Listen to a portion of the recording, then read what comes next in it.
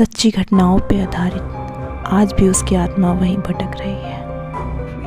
वो अमेरिका की पहली ऐसी औरत थी जिसकी मौत टाइफाइड की वजह से हुई थी, लेकिन वहाँ के लोगों को लगता है कि वो मरी नहीं, बल्कि आज भी वो रूह बनकर उसी अस्पताल में भटकती रहती है जहाँ कभी उसकी मौत हुई थी। यही वजह है कि उसकी मौत के बाद भी लोग उसे पहचानते हैं और अमेरिका में रहने वाले मैरी मेलन को लोग टाइफाइड मैरी के नाम से बेहतर जानते हैं। मैरी को टाइफाइड से ग्रसित होने के बाद एक आइलैंड पर स्थित एक अस्पताल में भेज दिया गया था जहां उसकी मृत्यु हो गई थी।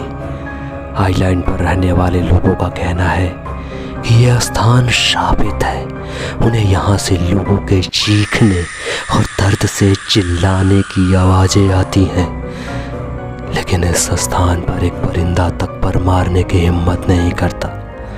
उल्लेखनीय है कि टाइफाइड जैसी घातक बीमारी को वर्ष 1906 में पहचान मिलने लगी थी और वर्ष 1907 में जब स्थानीय स्वास्थ्य कर्मचारी अपने रूटीन शेड्यूल के तहत घर घर जाकर लोगों के स्वास्थ्य की जांच करने गए तो उन्हें मैरी को पहली नज़र में तो फिट ही पाया, लेकिन किसी को ये समझ नहीं आया कि मैरी के शरीर में टाइफाइड घर कर चुकी है।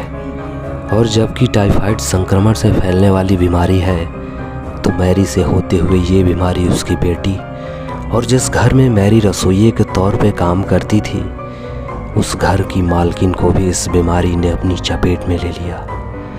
इस तरह जिस घर में मैरी काम करती थी, उस घर में रहने वाले 11 लोगों में से 6 लोगों को टाइफाइड हो गया और मैरी का शरीर पूरी तरह संक्रमित हो चुका था। इसलिए मैरी को ये अकेले नॉर्थ ब्रदर इंग्लैंड पर भेज दिया गया। वहाँ उसे एक ऐसे अस्पताल में रखा गया जहाँ किसी भी तरह की कोई सुविधा उपलब्ध नहीं थी और अकेलेपन और सुविधाओं के अभाव में तरस तरस कर मैरी ने दम तोड़ दिया।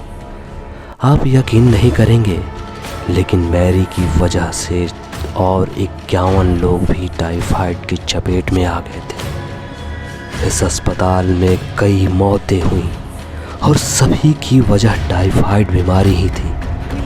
वर्ष 1963 में इस अस्पताल को सिर्फ इसलिए बंद कर दिया गया क्योंकि लोगों को यह स्थान एक भूतिया स्थान लगने लगा।